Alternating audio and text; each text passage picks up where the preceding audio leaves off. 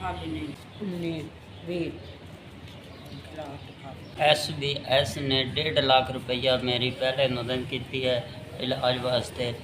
हुण 20,000 रुपया मेरी हुण मदद की है। SBS टोटल 1,70,000 रुपया मेरी मदद की है। मेरी बांह भी हिलदी है। मैं अज खलोन दे टुरन दे काबिल होया। अज मैनू छुट्टी हुई है, डिस्चार्ज होया है। डॉक्टर 1,000 रुपया मेरा इत्थे रह गया है, वो इत्थे देना है, मैं घर जाना। इन्हों ने 10,000 रुपया मैनू अतू दिता है, मैं घर जा खा पी किराया बाहर अपने घर चला जा। बहावल नगर मेरा घर है। इन्हों की बदौलत मैं वापस चला हाँ। इन्हों मैनू नवी जिंदगी दी है। मैं अपने तरलों मर गया सा, ये मेरा बड़ा आसरा बने ने। 35 दिन मैनू अज हो गए ने इत्थे।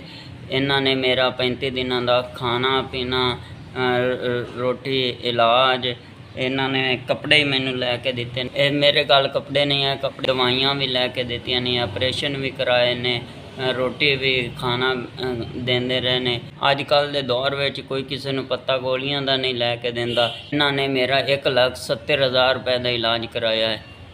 मेरे 6 ऑपरेशन हुए न, 5 बोतलां खून दियां लग, 10 डायलिसिस हुए ने, दवाइयाँ भी पा के, पट्टियाँ, ड्रैसिंग, सारा कुछ पा पू के मैं ये पैसे 1,70,000 वसूल किया है।